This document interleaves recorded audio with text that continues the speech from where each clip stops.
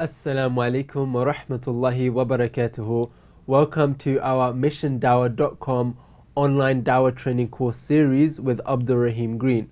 We are going to be talking today about how to get that Shahadah. So we've gone through the whole conversation of the Go-Rap. How do we actually get them to accept Islam? Firstly, Abdurraheem, can you just give us a summary on what we've discussed throughout the series? A very quick summary is people skills,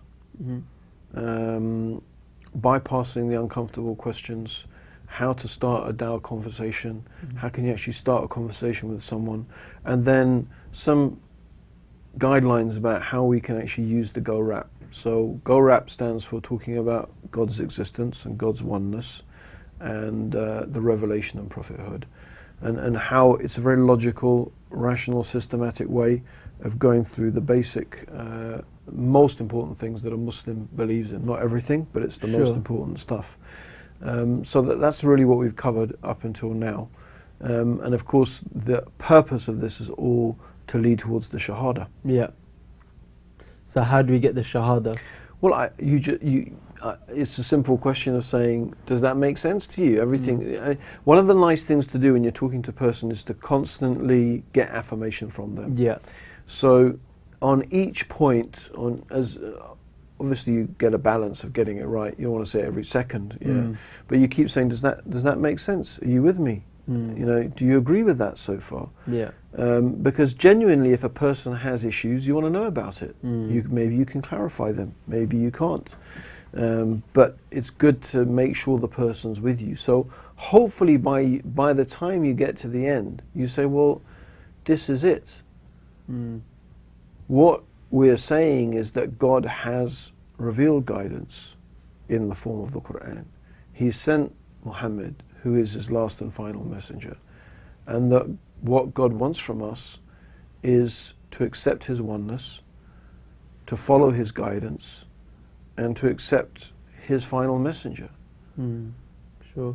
What if they say, it makes sense, I agree with it all, but I just need to study more. Maybe there's something else out there. Maybe I need to learn a bit more or read the whole Quran before taking the leap. What would you say to that? A lot of these things I judge on a case-by-case basis, because sometimes a person may really need to do that. And again, it's quite a delicate balance between realizing when a person it's just shaitan. You know, the moment this person is going to come close to becoming Muslim, shaitan is coming personally to make sure that he or she doesn't. Or sometimes it's just their nafs kicking in, and it's not really that they need to study more. One of the things that I might say to a person is, look, based upon what you've heard so far, if all of this is true, and this is something mashallah, I heard from some people who took Shahadah. Yeah. And they said, everything makes sense. If I come across something that totally destroys everything that I've come to accept, then I'm not going to stay Muslim anyway. I wouldn't, whatever the consequences, I want to follow the truth. And if I found it wasn't the truth, just as I've embraced it because it's the truth, I would reject it because it's not the truth. Now, I'm not saying necessarily you'd invite a person to think about that. Yeah. But the point is that a person who is sincere, they will realize that, well, being sincere is what's important to me. And this all makes sense. Sure. And so, I mean, one of the things I say is, look, there's no end to studying. Yeah. There is no end to it. You can learn the Quran, then you can say, well, I need to learn Arabic. Then you'll say, well, I need to read the hadith, then I need to read the books of seerah. And you could get very, very far, and your life could pass before you ever get to the stage where you feel you need to. But the point being is, based upon the information that you've got so far, does that make sense? Are you going to accept it? Now, like I said, everyone is different. There are some people who genuinely do need to study. Sure. And it's up to you as a da'i to know. When I sometimes say to people, they come to me and they say, I want to take Shahadah. I said, that's okay, mashallah, how much do you know about Islam? Because I get the feeling that the person wants to take Shahadah because they want to marry someone, or it's happened to me when I used to work in the London Central Mosque. So I'd ask, and then I'd say, you know what, that's great, you want to become Muslim. I'll try and tell them what they need to know. And sometimes I say, you need to read and study a bit. Sometimes a person will come and I'd sit and talk with them and they say, that all makes sense, but I just, I need to get my head around this. And I said, no, you do need to study more, because I realize that's what that person needs. Yeah.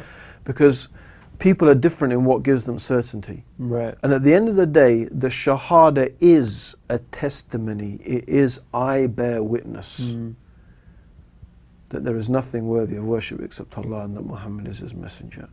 Yeah. Why do you want to make a person lie? You don't want to make a person lie, right? So getting the Shahada is important. And unfortunately, you find it's very tempting to fall between extremes. One extreme is, I just tell them and I never get to inviting them. I'm too shy to actually say.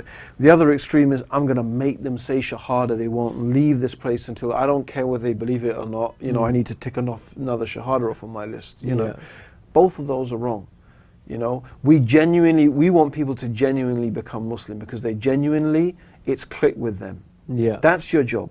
Yeah. Your job is to pass the message, to invite them, to give them all the opportunities. And so when we're going through when we go through the obstacles you might meet in terms of the person getting the Shahada, these are things that, these are like mental blocks a person needs to overcome. Right. Sometimes you can do it straight away, sometimes you can't. Right, that's a very, very valid point, mashallah. Yeah. So for example, somebody's accepted Islam, they say, I believe it, I'm ready, and they take the Shahada. What happens next? This is very, very important to get this right. And again, unfortunately, this is the area where we are failing really badly, because people are taking Shahada and then unfortunately they're apostatizing. Not primarily because of any particular doubts about Islam itself, simply because there's no support network, simply because no one takes them beyond the Shahada. Right. And this is not right. And that's part of the reason why in IERA we have formed a support network called Muslim Now. The purpose of Muslim Now is to help look after the new Muslims. However, there's limited things that we can actually do as an organization. Sure. So every individual needs to, the primary responsibility is with the da'i. The da'i, yeah. The primary responsibility is with the da'i, and the responsibility is that person needs to start praying. Once they've taken Shahada, they need to start praying. That's why we also recommend, before the Shahada, you do a brief outline of the 5 pillars of Islam. Right. And the main articles of Iman, and some of the basic duties. Not like, oh, you're going to need to get circumcised tomorrow, right? That you don't need to mention that. But the fact that you need to pray, right, 5 times a day, you have to give some of your, the 5 pillars of Islam. Then you have to speak the truth. You have to keep your promises. Yeah, basic things like that. There's some things that are really just worth mentioning, although you may think they're obvious, but they're really good things, right? The most important thing is praying 5 times. Usually, if a person prays 5 times a day, everything else will come with it. Mashallah. Everything else will come with it. So I say to everyone giving dawah out there who gets a Shahada, your responsibility is to get that person to pray from the time they take the Shahada.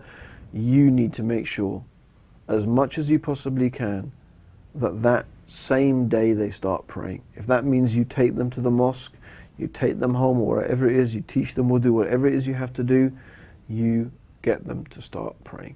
But that's why it's useful, before you get to the Shahada stage, to give a small introduction about the 5 pillars of Islam. It happened once that, mashallah, some brothers in university were on giving dawah, and this guy came along, they did the whole go-rap, he just said, that's fantastic, he accepted it, took the Shahada. They said, now we'll go and pray. And he said, pray? What? Pray? I didn't hear anything. He just literally ran off, Really? So the thought of any type of actual commitment, just scared him off. So you need to introduce, okay, from that comes, it's not about putting people off, it's just about giving them an honest, viewpoint of, this is what being a Muslim involves, right? Now we want to encourage people. There's different ways you can explain to them, you don't want to make it sound like, you don't go into the whole description of what the prayer is. Make it simple. It is simple. Once you start to pray, it's whatever it is, 20 minutes a day, 5 times at certain periods. So it's 5 minutes here, 5 minutes there. If you've done that, you've done the obligation. That's it. You've done it. It's not difficult. So yeah, and so the other thing is get them in touch. And what we ask everyone to do, very simple procedure, right? First of all, obviously you want to let them know your name, who you are, and you tell them, I'm going to pass your number on to an organization called IERA there, or to just say, I'm going to pass your number on to someone from an organization called Muslim Now. Yeah. They help look after new Muslims. All they're going to do is give you a phone call, offer you some assistance, send you a Dawah pack that's going to introduce you, it's going to give you basic things about Islam, and just be in touch with you to make sure things are okay.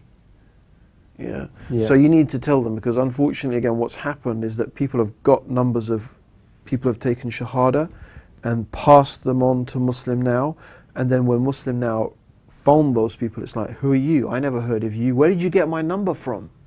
Yeah. So again, that's not really thinking very intelligently, right? It's going to freak the poor person out, right? So what you want to do is prepare them, tell them, mashallah, you've taken Shahada, let's go and pray. You've got the whole time you're teaching them to pray. You say, okay, what I'm going to do, maybe for some reason you just can't, it's possible. You haven't got a way, or they say no, they're reluctant to come with you to the masjid or to learn to pray.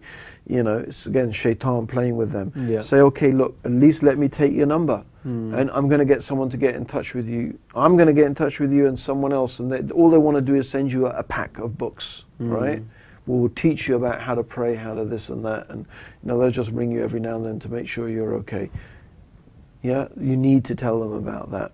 And then obviously take their number, take their email, email and telephone number is usually more than enough. You don't need to get their address and account number and this and passcode. No, I mean just the basic, number and email. Pass it on to Muslim Now. Someone from Muslim Now will get in touch with them so they can send them a welcome pack. Sure. And give them a ring and make sure that, things are going okay with them. Yeah.